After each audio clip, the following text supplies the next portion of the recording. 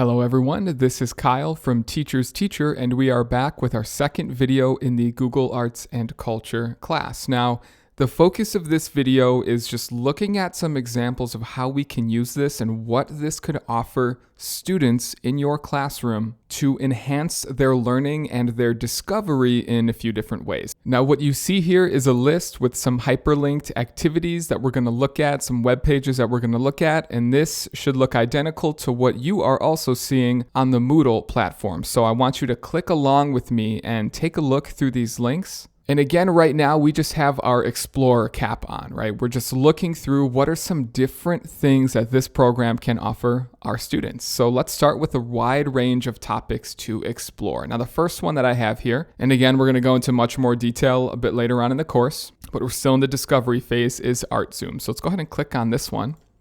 Now, ArtZoom is a pretty cool program found within Google Arts and Culture, and really what it does in a gist is it takes some big names in music and it has them narrate some really famous works of art. And the cool thing about it is that it has this ArtZoom feature that provides a really high definition look at the artwork itself, like really down to the paint stroke of the artist, right? So we can see here episode 12, From the Kiss to the Kissing Booth. We have Joey King discusses Gustav Klimt's icon. So this image called The Kiss. So we have a video right here of this, famous actress and artist talking about this specific painting. But as we look down right here, we can actually click on this painting and this zoom button right here.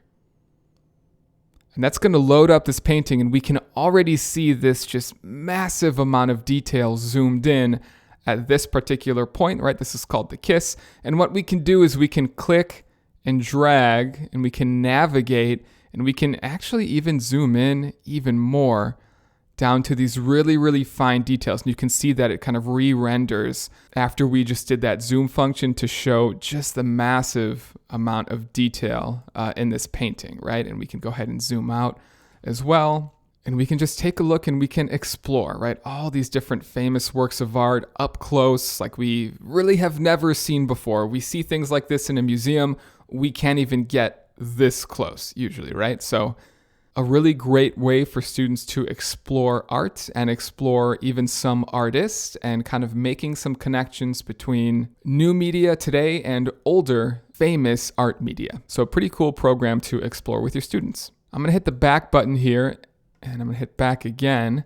And you can take some time to explore ArtZoom. Really, really cool. See if there's anything that pops out to you and all the other options that it has. Okay, let's go back here. The next one that I found that I thought was interesting is called Healing Breath. And again, this is just showing the range of possibilities of different ways that we can use this program. So let's go ahead and open that link. And I thought this was pretty cool, especially with everything happening with, being mindful, health, wellness, and how you could maybe bring that into your classroom and have different people vocalize some of these things like, breathing techniques and exercises for your health and your well-being to your students, right? So what we have here, this healing breath, we have just different techniques that students can go through, that they can watch, that they can read about, that they can listen to help them along that journey of either decompressing or trying to understand their feelings or really anything along those lines. So go ahead and read through, explore, click through some of these, watch some videos, and let me know what you think. Okay, we're going to go back here. The next one we have here is the Science of Superheroes, exploring our wide range of topics.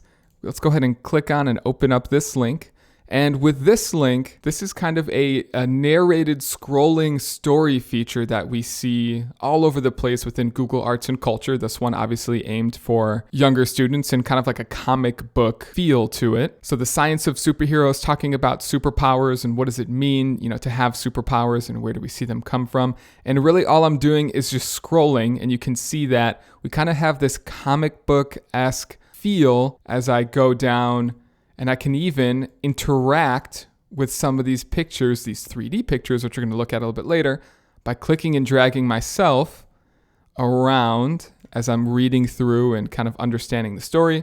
And then when I'm done with that, I can just continue to scroll and to click and to drag and to kind of take what would be a 2D experience of a comic book on paper and making it just a little bit more interactive and explorative in that way. So whether you're looking for students to maybe generate some ideas for creating their own comic, or just having them explore some other ideas in a different way, or you want to get them to read through something in a new way, this could be a pretty cool option for that. And we have some title text and some like paragraph text here connected to each one. And we can just continue to scroll. All this different really cool information that we can look at and we can spin around. So we're going to see this again, this type of like 360 image and also videos in just a second. But this is something common that we see in the Google Arts and Culture program. A lot of different ways to explore. Again, the main idea here is all about exploration. So pretty cool avenue to do that if you can find something that can work with your students. All right, I'm going to navigate here back to our next one. So now we're getting into the space of interactive and immersive experiences, even though that last one was a bit immersive as well. So we have 3D objects, 360-degree videos, virtual expeditions, and street views. So let's take a look at some examples that I have here for each one, starting with the 3D objects. So I have already kind of found this specific link for you to go to, right? We'll talk a little bit later about what we can actually do to get here, but right now we're just exploring. So we see this little 3D icon with all these, ancient animals, these dinosaur images. So if I click on this, you can see it kind of renders this dinosaur in this really cool 3D view that I can click and drag and turn and also zoom. If I want to get a good look at any of these features. And I can even make this full screen by clicking on that icon at the top right. And I can make it back to normal size screen by clicking that again. And then if I scroll down, there's some information here to read about, right? Maybe you're doing something where you want students to explore different animals and you want them to look up some information. Well, this could be an avenue for you to do that. But it doesn't just have to be animals. It could be artwork. It could be a place, a location. It could be so many different things. And if you have the app version, like we talked about in the last video, you can explore it in augmented reality, which really means like taking this dinosaur and then through your phone screen, having it look like it's placed and sitting right on your desk, right? And you can kind of walk around and explore it in that way as well. So I'm going to go hit the back button here and then just go ahead and take some time, click around through these 3D models and images, explore, these many, many different topics, history, space, architecture, etc. Lots of different things for lots of different content areas for you to explore. All right, and then we're headed back. Let's take a look at 360-degree videos. You heard that right, videos, which is a really, really crazy thing. And I think people are pretty familiar with 360-degree photos, kind of like what we just saw with the comic book and how you can take the photo and click around and move left and right. But this is an experience through 360-degree videos that you actually have some control over navigating. So let's just click on one of these here, 360-degree video right here, and we can hit play. We see nice Google Arts and Culture logo. So the room in the Queen Victoria.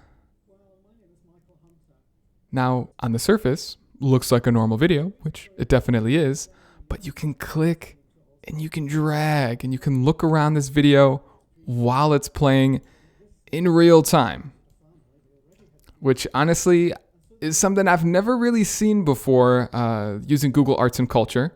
So really, really crazy, just way to immersively explore movement happening in real time. So I'm going to pause this, and you can again pause it and you can kind of click around too if you need to, but you can see that the perspective is changing. If we go a little bit further ahead in the video, play that part, we're kind of looking through, this house, this property here, and we can explore as the video is playing. So pretty cool. I'm going to go ahead and X out of this and go ahead and take a little bit of time and just view all these videos or a few of these videos and take a look at exploring them in real time and kind of that experience of clicking and dragging through as you are doing so for a immersive experience. All right, let's head back here to our list. The next one is virtual expeditions. So let's go ahead and click on that link. Now the virtual expeditions are a bit unique and they're kind of a combination of many of the aspects that we looked at already.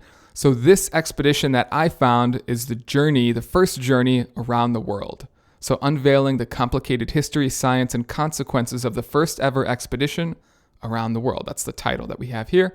So as we scroll down, we have a bunch of different information about this particular voyage. And what we can do as the learner or as the viewer here is we can pick and choose what we want to go through. And if this is something you're having your students go through, I would probably have a list of what you want them to click on, or at least individual links to where those can go, so they know exactly what to look at, right, to kind of help them navigate. But you can see we have a bunch of different options, right? We can look at facts and figures here. So if we click on this one, it's taking us to a different page, and this is more so going to be kind of that scrolling text and picture style that we saw before, with information that kind of zooms in and kind of moves around. We can read through, we can look through images, etc. And then I'm just going to hit the back button here.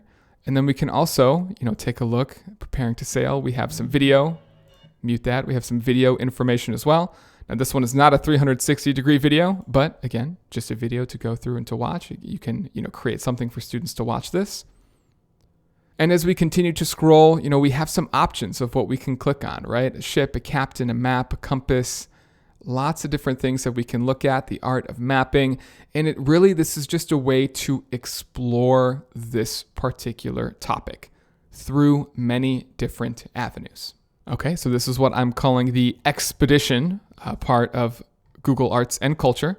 And then let's head back and then let's go to Street Views. Here's another link here to Street View.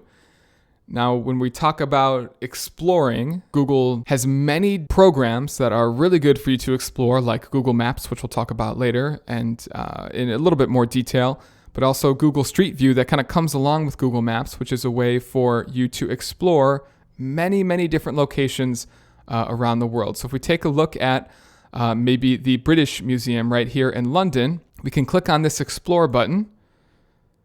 And what we can do is navigate around and kind of take a bit of a virtual field trip here to this particular museum using this 360-degree photo.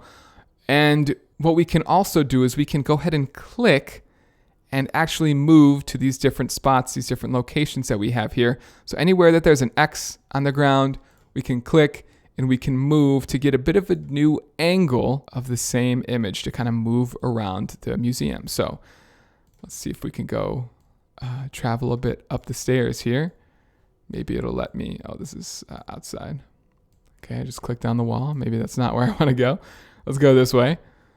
Let's go this way. And then you can see at the bottom here is there are different scenes. So that's probably with the different levels of the museum and the different places.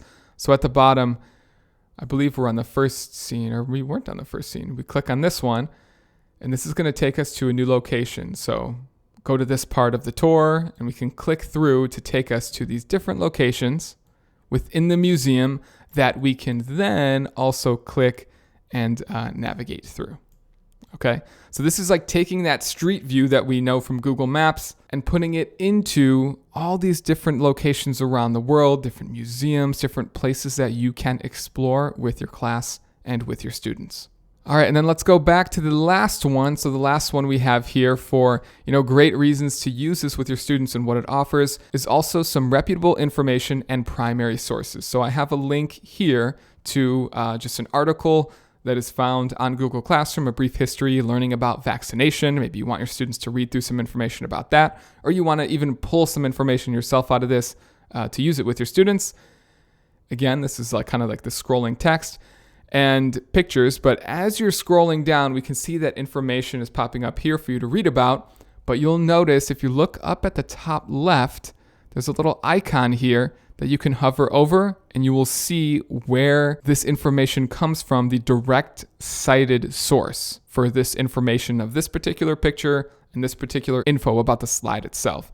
So we keep scrolling, and you really find this everywhere in Google Arts and Culture. We have another one right here. And what you can do is you can also click on this link, and it has its own separate page specifically citing this source and giving a little bit more information about this particular source for you to read through. So I'm going to go back and again, just kind of scroll a little bit more as you're reading through.